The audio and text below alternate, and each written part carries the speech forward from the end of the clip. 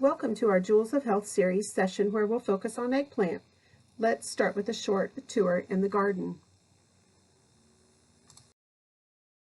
Hi, I'm Diane Mason with the Boone County Extension Office. I'm one of the Family and Consumer Sciences agents, and today I'm standing here with David Kester. We're in the demonstration gardens outside our office today, next to one of the raised beds, and we're going to talk about eggplant. An eggplant is really kind of a neat vegetable. A lot of people, it's one of those vegetables, either you like it or you don't. And a lot of people don't like it. But, and I've always said, you know, if I have 2 or 3 eggplant plants in my garden, that's probably more than enough for myself. But I do like it, and we use it a lot. Eggplant is really kind of it's a member of the Solanaceae family, the nightshade family, which includes tomatoes, potatoes, eggplant. They're all in the same family, and as those family members are like nightshade, the leaves are somewhat poisonous. I mean, you have to eat a lot of them, and nobody would anyway, but the leaves are somewhat poisonous, and they have the same kind of growing conditions. They like a well drained soil, good fertility, and they like warm temperatures, like all the Solanaceae plants. They don't do well in cold weather.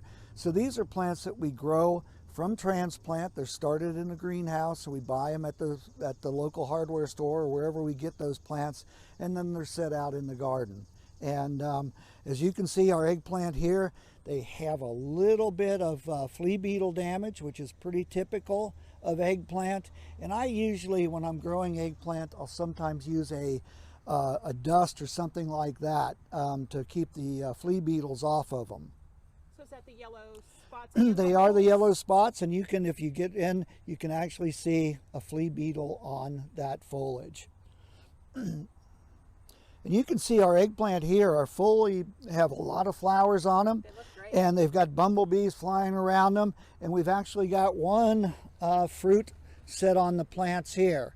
And that's a little bit small right now, but as it ages, of course, a couple weeks, that'll be ready to pick and use at the dinner table.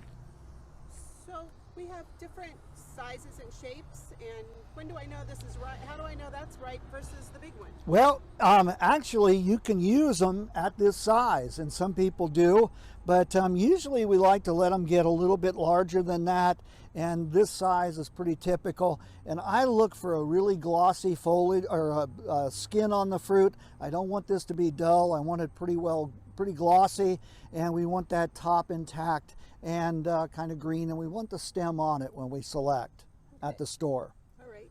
And then this has some. Yeah. What happened there? That was either a growing condition or maybe when it was picked, there was some problems. But obviously this would be one that you might want to avoid purchasing if there's better ones available. But honestly, this has got good glossy skin to it and probably is fine. You're going to peel that away anyway when you cook it. So. Okay. And then you normally kind of press on it? You can, and it should be fairly firm when you do that. They shouldn't be soft, and a lot of times if they don't store particularly well for a long period of time, so just kind of feel it a little bit, and it should be firm. Okay. Then I've also heard that if you look at the end of the eggplants, that some of the ends where the blossom was, some are round and some are more oval. Mm-hmm. Is there a difference? No, no difference whatsoever. Won't affect the taste or anything else. It's just a different variety. And there are a lot of varieties when it comes to eggplant. You were telling me earlier there were orange. There's a small orange one I've seen. There are green, and there are bicolored ones. The Hansel Gretel series has purple stripes and white stripes in it. And there's one called Ghostbuster, which is a pure white one. But there's a lot of different eggplant colors. I think the white ones, typically the skin is a little bit tougher. It is. Typically tend Yeah. to peel those. I don't usually peel these others. Right. So, and then this is called Japanese or eggplant, Chinese. a longer one, and we don't really know where eggplant was originated or where it was found. There's Egypt, India, Southeast Africa. There's some people think it's from that part of the world, but we know it's here, and we can grow it pretty much throughout the United States. Great. And then I've heard heard that New Jersey's the #1 producer. That's what I've heard too, New Jersey. You would never think of New Jersey, No, but it is the you Garden would. State, so And maybe, you know, ethnic groups in that area. it could be. So, any other tips? No, it does well in containers. It's not a, it's, as you can see, it's a fairly pretty plant. The blossoms on it are kind of a little bit of purple color and not unattractive, but it does well in a container. Fantastic. And then you mentioned planting from transplant. What if I put seeds in the ground? You can do that. It's just that you have to do that 8 weeks before you're going to plant them in the garden. So you have to have lights, or you have to be in a greenhouse or some kind of situation like that. It does take 8 weeks for that seed to become a sizable transplant. And then once I transplant, after 8 weeks, then how long? 50 to 80 days after that, and it So depends that's a on the pretty long variety. growing It is. It is. Okay. Well, thank you for sharing some information about egg. Hi, it's Diane again, and I'm in the kitchen making some eggplant dishes. So I have a variety of eggplants here. I don't have any of the colors because I couldn't find any, but I do have some of the different purple varieties. Usually these are called, the larger ones are usually called globe eggplant. These are typically called baby eggplant. And then we have our Japanese or Chinese variety of eggplant. They're all quite similar in flavor, in my opinion. The white eggplant tends to have a tougher skin, so if I buy that, I tend to peel it. I don't tend to peel the purple eggplants. Although if it had a tough skin, I would certainly do that. Depends on what I'm using it for. Eggplant generally at the grocery store is only available in the fresh produce section. You can find a few items in the freezer section made with eggplant. This happens to be an eggplant parmesan. There are a couple of pizzas that have eggplants on them. But as a general rule, you're going to buy it fresh and do something with it in your own house. Eggplant is a fun item of produce to explore. It is quite versatile, but it is not usually eaten raw. You can cook it with or without the skin, and it is great when it is stewed, stir-fried, or roasted. Eggplant is a low-calorie food that provides small amounts of some nutrients. It is a source of niacin, an antioxidant that is thought to scavenge damaging free radicals from our brains. Let's take a look at a couple of recipes.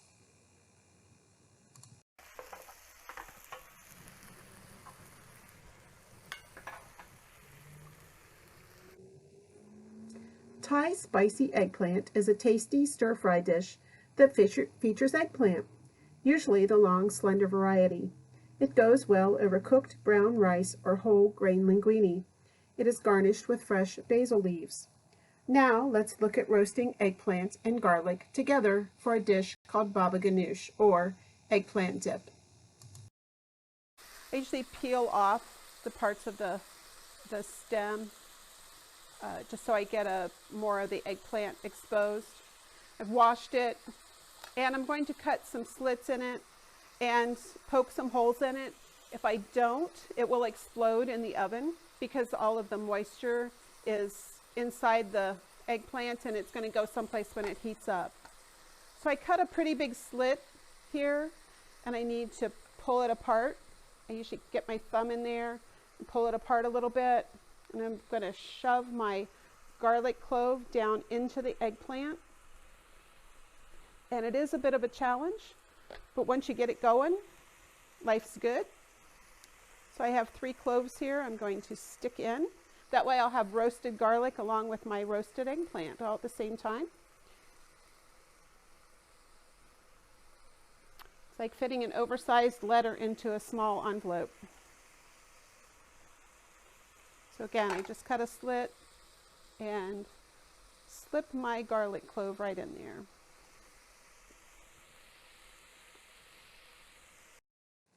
This is our finished roasted eggplant and garlic. The skin is easily removed from the flesh to make our eggplant dip.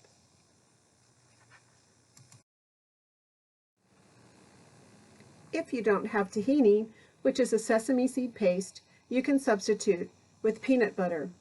Serve this tasty dip with fresh vegetables or pita chips.